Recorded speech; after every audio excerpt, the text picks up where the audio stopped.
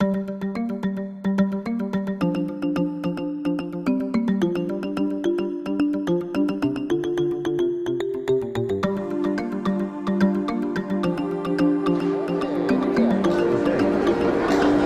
we are simulating a volunteer reception center operation, and it's based on a scenario that assumes that a F5 tornado, the worst kind of tornado, has passed through the core of Kansas City, Missouri. A tornado that, for example, in the 50s, touched down in the Hickman Mills and Ruskin Heights area, killing many people and devastating many homes. Today, if that took place in the same area, it would even be worse, because all of the growth has taken place in the direct area where that tornado came through. There will be a tremendous amount of destruction and injuries and possibly loss of life associated with such an event. We will receive widespread media attention, and when that happens, there will be an outpouring of support, and that outpouring of support will include many, many spontaneous volunteers, perhaps thousands of spontaneous, unaffiliated volunteers. Sometimes we refer to these spontaneous, unaffiliated volunteers as SUVs. That's what this facility is doing, is we're taking these folks off the street and processing them and then assigning them to an agency. We're assuming, massive destruction, casualties, so we need volunteers of virtually any type that you might think of, which would be nurses, psychologists, family service representatives, mass care workers, feeding people, sheltering people, logistics folks, people that can fill out forms and process data, communications people, outreach people, and spiritual care, a whole wide range of people. So we're basically simulating any type of person that could conceivably be used in a disaster. This effort is conducted by the Spontaneous Unaffiliated Volunteer Task Force of Kansas City, of the metro area, and that group includes the Red Cross, which is the lead for that, the United Way of Heart of America United Way here in Kansas City, the United Methodist Disaster Response Team of Missouri, and the Heart to Heart.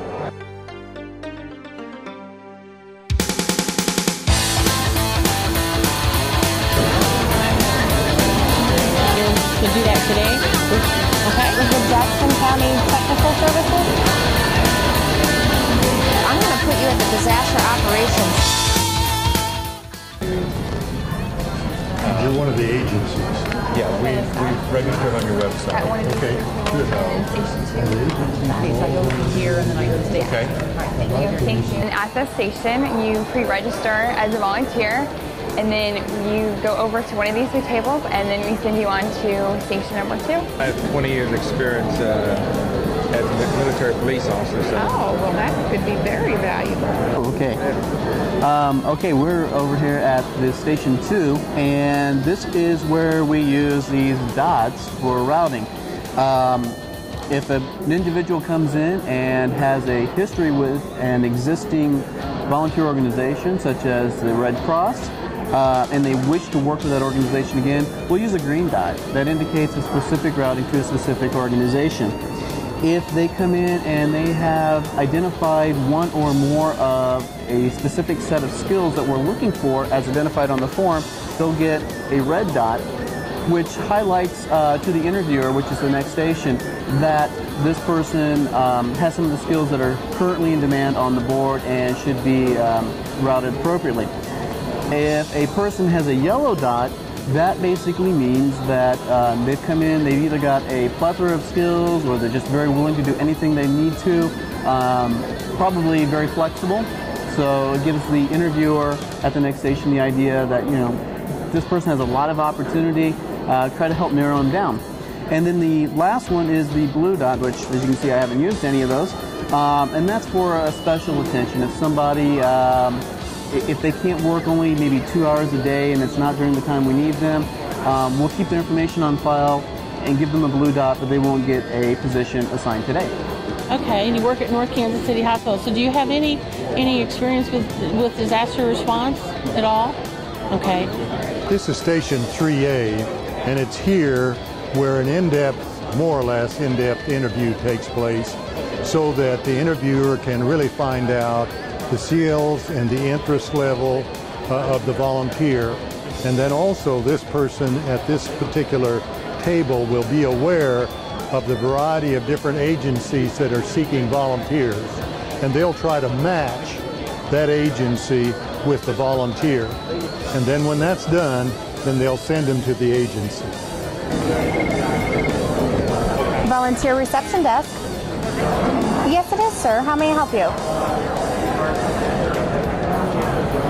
What we're doing right now, we have a connection with a satellite, and the satellite connects this truck to our office in Falls Church, Virginia.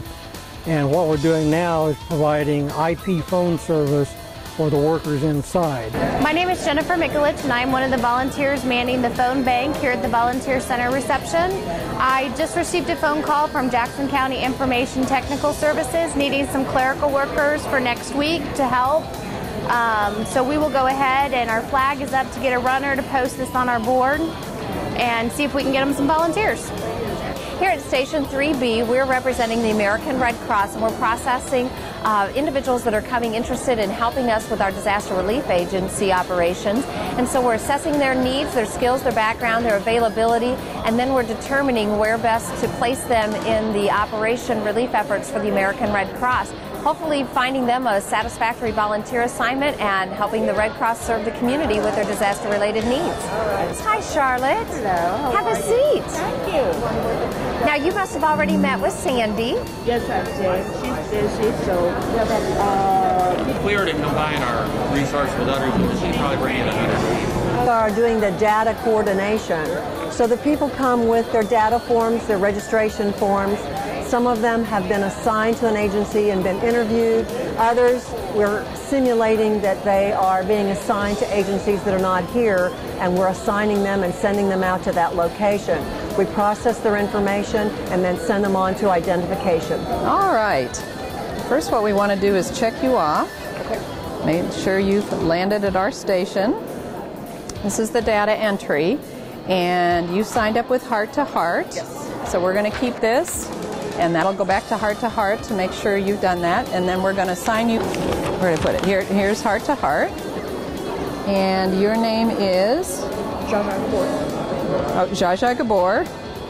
Well, welcome, Jaja. Thank you. At Station 5, we take the volunteer's picture for volunteer identification, and then we process them through to the next station. This is a safety here, and actually it's just kind of give you an idea of what you should be dressed appropriately, not with shorts or anything. Wear good sturdy shoes. Be sure and keep hydrated all the time you're there.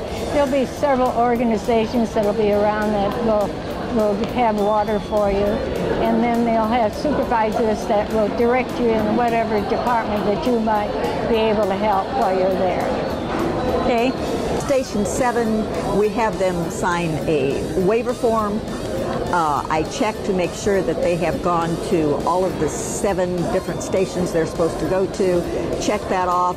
Check their slip with the information and make sure it's all done. And then that's it.